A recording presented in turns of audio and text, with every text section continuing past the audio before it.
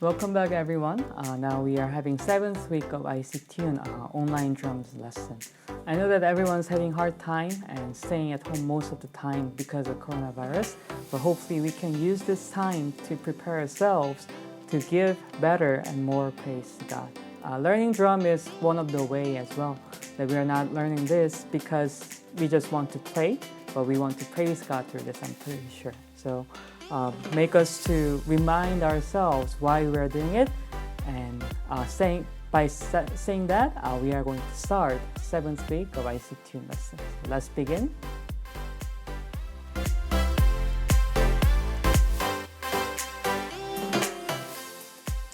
We are going to start off by reviewing what we've learned last week. So last week we have learned two different types of 8 beats. First one was disco, and second one was country. So I'm going to show you what each rhythm are. I'm pretty sure you know both rhythms already, but I just want to make sure that you have practiced these rhythms. Okay? So first one is disco. 1, 2, 3, 4.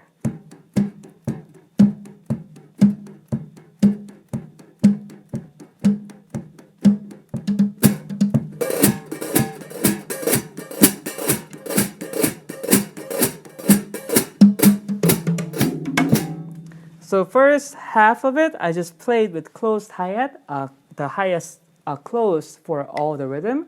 And second half of it, I mixed the open hi-hat. So even though I said the hi-hat is an important part, when you actually play at church, we don't really use hi-hat as much as we would like to. So usually we just give the rhythm by bass and snare at 1, 2, 3, 4. And hi-hat is additional. So when you have to play in different dynamics, for example, when you play a song, you are going to play the song in disco, but there is verse and chorus. And usually we say verse is softer and less busier, and chorus, you get louder and more busier. So I would say when you play verse with this rhythm, you are going to play without hi-hat opening. So it's going to be... And when you go into chorus, then you can play bigger and louder and more busier by using your open hi-hat. Okay, so it's depending on your musicality. It's not the same that you have to play this rhythm every time. It's not like that, but you can choose what to play and when to play as well. Okay, and second rhythm was country, and it was...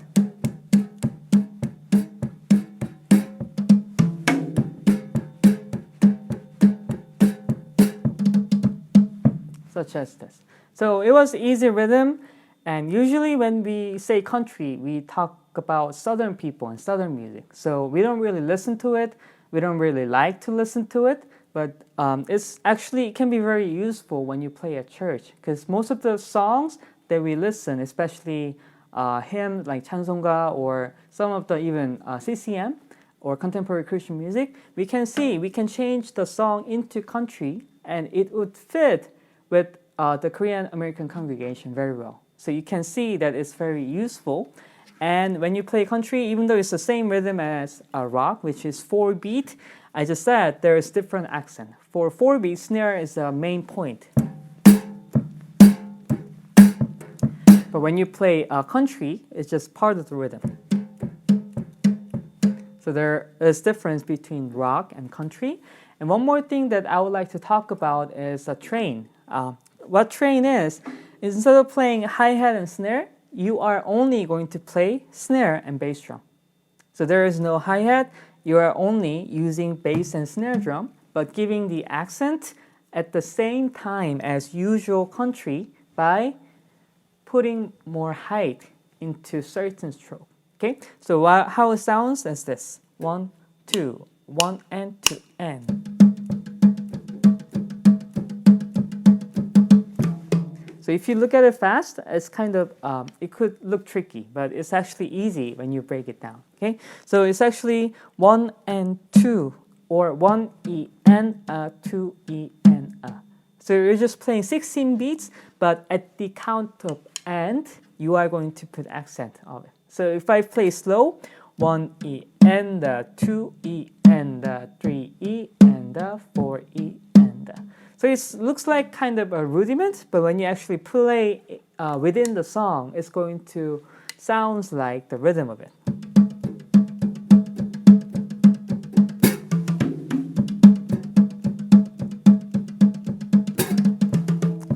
So when you actually play in the church, it's not really easy to use because there are lots of other instruments. For country music genre itself is depending on this rhythm, so they can play whatever they are used to play, but it will fit, it will suit the train rhythm that you're playing. But at church, because it's not really the rhythm that they are used to play, when you play this, it could actually crash with some other instruments who are playing the song at the same time. So I would say most of the time, about 90 to 95% of the time, you're going to play the basic rhythm. But if you play this rhythm too much, or if it's just been for 10 minutes, then I would say you can mix this train to make it more interesting to others. Okay, so there was disco and country, and added rhythm, a train rhythm of country as a review of last week.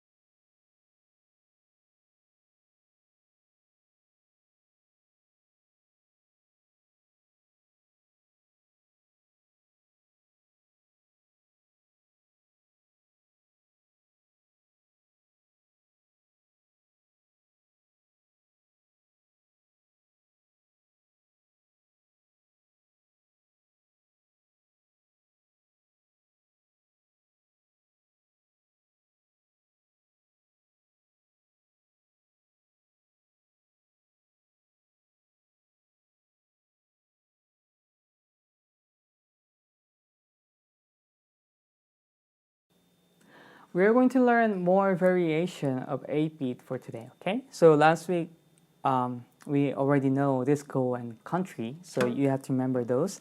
And for this week, we are going to learn twist, okay? So twist, usually we are talking about dance, that's the twist, and that's exactly what it is, okay? But it has different accent, okay? So what I mean by accent, when you play 8-beat, just a basic rhythm, you can hear the accent, okay?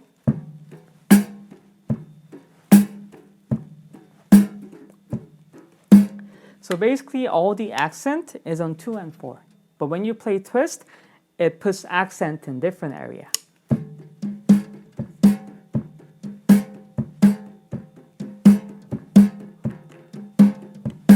So if I play slow and put a count on it, it's going to be 1 and 2 and 3 and 4. 1 and 2 and 3 and 4 and 1 and 2 and 3 and 4 and 1 and 2 and 3 and 4. Okay? Bass drum you can play either once or twice in the beginning. It could be 1 and or 1 and. It doesn't matter.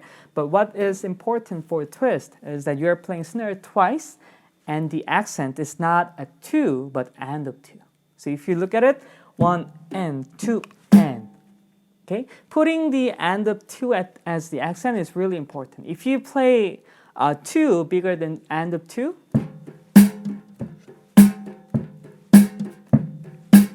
same rhythm as just usual 8-beat. But by putting accent 1 8-beat behind than usual, it makes different sound.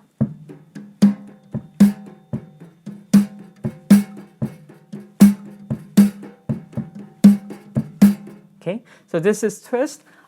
Usually, again, because it's 8-beat, it doesn't really give you room to make complicated fill-ins for this. This is pretty much the most fastest that you can go with the twist rhythm. But again, fill-in is just how you make it. It's depending on what you want to play. So it doesn't matter if you play all this complicated rhythm with twist, as long as you can go back into the rhythm at the right time. Okay? So this is the first variation of 8-beat, which was twist.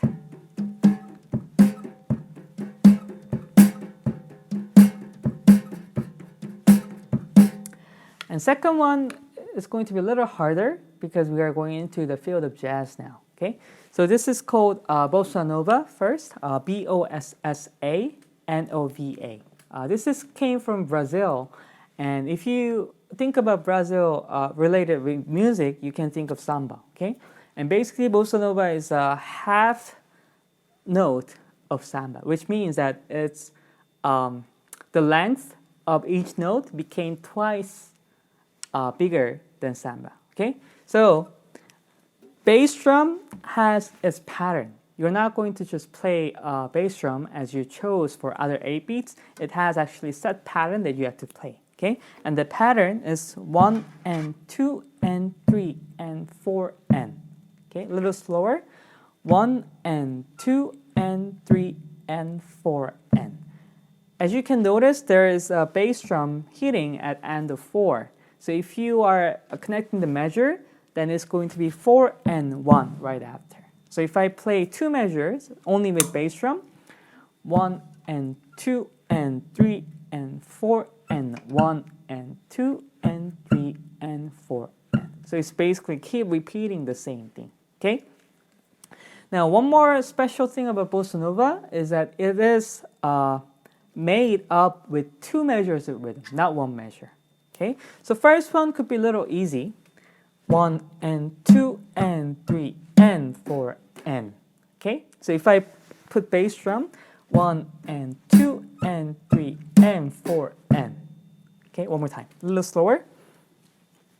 1 and 2 and 3 and 4 and.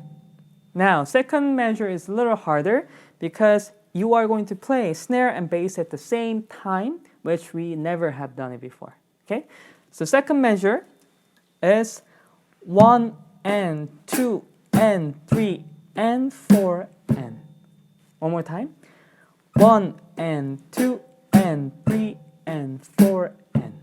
Again, bass drum is same. 1 and 2 and 3 and 4 and same. But your hand, left hand, is going to play 1 and 2 and 3 and 4 and.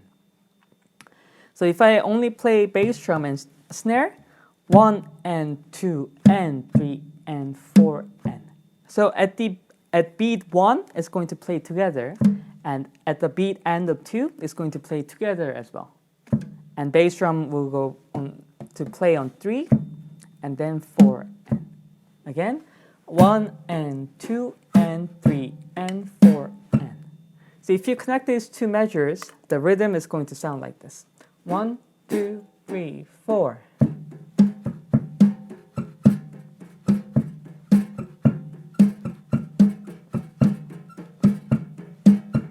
Now you hear the jazz rhythm, right? So this is bossa nova. It's not easy. It's actually hard to play, but once you are able to play this, the variation of music that you can play becomes a lot more broader by just playing this one rhythm, okay? Most of the church, they don't use this rhythm because they don't know how to use it, and there is not a lot of people that can play this rhythm, so they don't try to make it. Even, the well-known praise team, they don't play this because once you play that, a lot of church will not be able to copy them. So it's not the way they want it. But once you know this rhythm, once you know how to play this rhythm, then your expression will be a lot broader than this. Okay, so this is bossa nova and twist. So these two rhythms will be a new variation of 8 beats. And before I forget, for fill-in of bossa nova, again, it's not too heavy weighted. It's very simple actually, so that you can focus more on the rhythm itself rather than playing a loud, fast fill-in for the drum. So.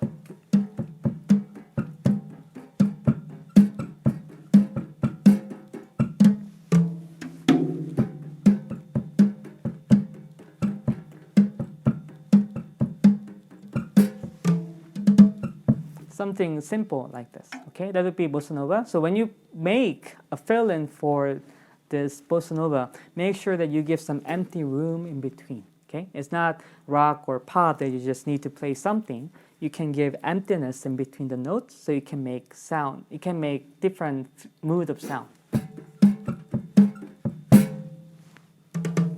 This is rhythm. This is fill-in as well, okay? So you can make a fill-in for bossa nova and twist as well.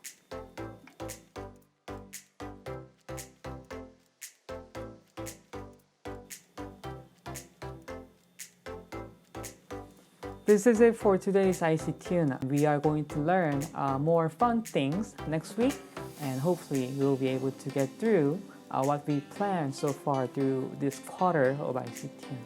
Hope you stay safe and healthy, and I'm going to see you next week. Thank you.